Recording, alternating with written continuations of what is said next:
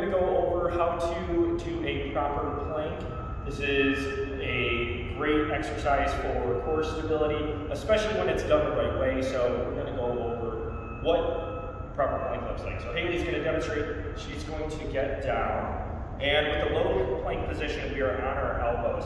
So one thing that I usually recommend is that the athlete does not grasp their hands together, so her hands are apart. Her elbows are right underneath her shoulders, perfect.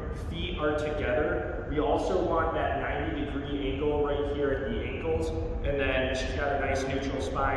Her hips aren't way up, and they're not sagging like that. So just like this, perfect. She's tightening her quads, tightening her glutes, pushing her elbows through the floor so she's not sagging, and she's gonna hold that for 30 to 60 seconds. And that is how you do a proper plank.